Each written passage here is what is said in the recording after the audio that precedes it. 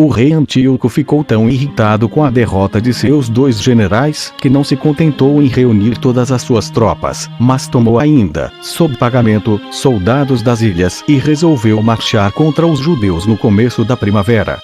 Porém o seu tesouro ficou esgotado depois do pagamento das tropas, tanto porque as revoltas de seus súditos o impediam de receber os tributos quanto pelo fato de ele ser naturalmente muito amigo de luxo, fazendo enormes despesas. Assim, julgou conveniente ir antes à Pérsia, receber o que lhe era devido. Ao partir, deixou a Lísias, em quem depositava toda a sua confiança, a direção dos negócios, o governo das províncias que se estendem desde o Eufrates até o Egito e a Ásia Menor, e uma parte de suas tropas e de seus elefantes. Recomendou-lhe que tivesse grande cuidado de seu filho, o príncipe Antíoco, durante a sua ausência, e que destruísse toda a Judéia, levando escravos todos os seus habitantes, aniquilasse Jerusalém e exterminasse a nação dos judeus. Depois de dar essas ordens, partiu para a viagem à Pérsia, no ano 147, passando o Eufrates e marchando para as províncias superiores. 473. Lísias escolheu, dentre os mais valentes generais e os de maior confiança do rei, Ptolomeu, filho de Dorímanes, Górgias e Nicanor, e os enviou à Judéia com 40.000 soldados de infantaria e 7.000 de cavalaria. Depois que chegaram a Emaús e acamparam na planície vizinha, foram aumentados com reforço dos sírios e das nações limítrofes e com grande número de judeus. Vieram também alguns negociantes com dinheiro para comprar os escravos e com cadeias para ligá-los. Judas, vendo aquela grande multidão de inimigos, exortou os seus soldados a não temer, mas a colocar toda a sua confiança em Deus e a se revestir de um saco, como faziam os seus pais nos grandes perigos, a fim de pedir a ele que lhes concedesse a vitória, pois era o único meio de atrair a sua misericórdia e obter a força de que precisavam para vencer os inimigos. Ordenou em seguida aos chefes de campo e oficiais que assumissem o comando das tropas, como se fazia antigamente. Despediu os recém-casados e os que haviam adquirido alguma propriedade recentemente, de modo que a má disposição deles por haverem deixado a mulher ou a propriedade não viesse diminuir a coragem dos outros. Depois fez uma exortação aos soldados com estas palavras: jamais encontraremos ocasião em que nos seja mais necessário mostrar coragem e desprezar o perigo do que esta, pois, se combatermos generosamente, a liberdade será a recompensa de nosso valor, e, por mais desejável que ela seja por si mesma, tanto mais a devemos desejar, porque não poderemos sem ela conservar a nossa santa religião. Considerai então que o resultado desta jornada ou nos cumulará de felicidade, dando-nos os meios de observar em paz as leis e os costumes de nossos antepassados, ou nos lançará a toda espécie de misérias, cobrindo-nos de infâmia, se, por nossa pusilanimidade, formos causa de que o resto de nossa nação seja completamente exterminado. Lembrai-vos de que nem os covardes, nem os corajosos podem evitar a morte, mas, expondo-se a vida pela religião e pelo país, é possível conquistar uma glória imortal. E não duvideis de que, indo ao combate com a firme resolução de morrer ou de vencer, o dia de amanhã vos fará triunfar sobre os vossos inimigos. 474. As palavras de Judas animaram-nos, e, ante o aviso de que Górgias, guiado por alguns judeus transfugas, vinha atacá-los durante a noite com 1.000 cavaleiros e 5.000 soldados de infantaria, ele decidiu antecipar-se e ir-lhes ao encontro, atacando naquela mesma noite o acampamento dos inimigos, que então estaria mais fraco, pela diminuição de seus homens. Assim, depois de dar a refeição aos seus homens e acender várias fogueiras, marchou protegido pelas trevas para Emaús. Górgias não deixou de vir e, como não encontrou ninguém no acampamento dos judeus, julgou que o medo os obrigará a se esconder nos montes. Marchou então para ir procurá-los. Judas, ao despontar do dia, chegou ao acampamento dos inimigos, com 3.000 homens somente, todos muito mal armados, tanto era triste a sua situação. Quando ele viu que aqueles aos quais queria atacar estavam bem armados e tinham o seu campo muito bem defendido, disse aos seus homens que nada deveriam temer, pois Deus sentiria prazer vendo que eles não temiam atacar, naquele estado, um exército tão numeroso e de inimigos tão bem armados, e certamente lhes daria a vitória.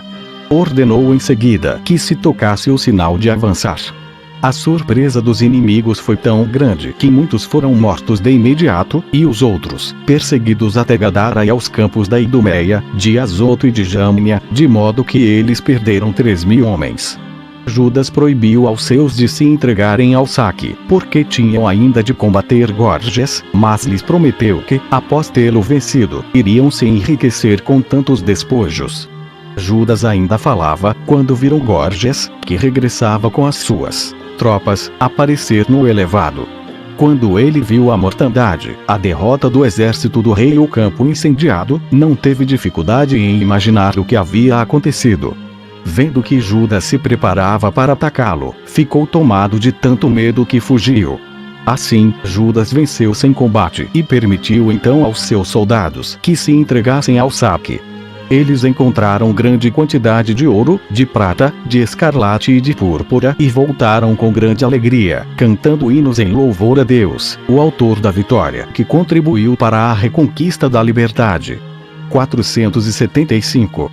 No ano seguinte, Lísias, para reparar a vergonha daquela derrota, reuniu um novo exército, composto de tropas escolhidas, em número de 60.000 soldados de infantaria e 5.000 cavaleiros, entrou na Judéia e veio pelos montes acampar próximo de Bet-zur. Judas marchou contra ele com 10.000 homens. Vendo a potência dos inimigos, rogou a Deus que lhe fosse favorável e confiou no seu auxílio. Então atacou pela vanguarda e a desfez, matou 5.000 homens e lançou tal medo nos outros que Lísias, vendo que os judeus estavam resolvidos ou a perecer ou a reconquistar a liberdade e temendo deles mais o desespero que as forças, retirou-se para Antioquia com o resto de seu exército. Ali, tomou soldados estrangeiros sob pagamento e preparou-se para voltar à Judéia com um exército ainda mais poderoso que o primeiro. 476. Judas, após obter tão grandes vitórias sobre os generais do exército de Antíoco, persuadiu os judeus a ir a Jerusalém dar graças a Deus, como lhe eram devidas, purificar o templo e oferecer sacrifícios. Quando lá chegaram, no entanto, encontraram as portas queimadas e os muros cheios de mato, o qual havia crescido durante aquele período de inteiro abandono. Tão grande desolação arrancou suspiros do coração e lágrimas dos olhos de Judas. E, depois de ordenar que uma parte da tropa sitiasse a fortaleza, pôs mãos à obra para purificar o templo. Fez-se tudo com o máximo cuidado. Judas colocou nele um candelabro, uma mesa e um altar de ouro completamente novos. Mandou colocar também portas novas e cobriu-as com cortinas.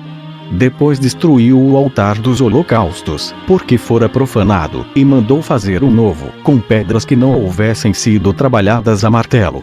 No dia 25 do mês de Quisleu, que os macedônios chamam Apeleu, acenderam-se as luzes do candelabro, incensou-se o altar, colocaram-se os pães sobre a mesa e ofereceram-se holocaustos sobre o novo altar.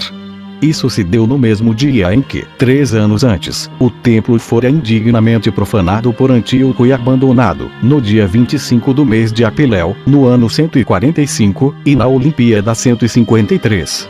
A renovação ocorreu no mesmo dia do ano 148 e da Olimpíada 154, como o profeta Daniel havia predito 408 anos antes, dizendo clara e distintamente que o templo seria profanado pelos macedônios.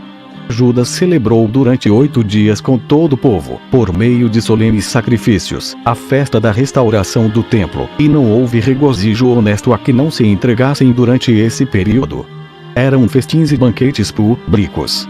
O ar ressoava aos hinos e cânticos que se elevavam em louvor a Deus, e a alegria de se ver, depois de tantos anos, quando menos se esperava, a restauração dos antigos costumes de nossos pais e a prática de nossa religião foi tão grande que foi determinado realizar-se todos os anos aquela festa, durante 8 dias.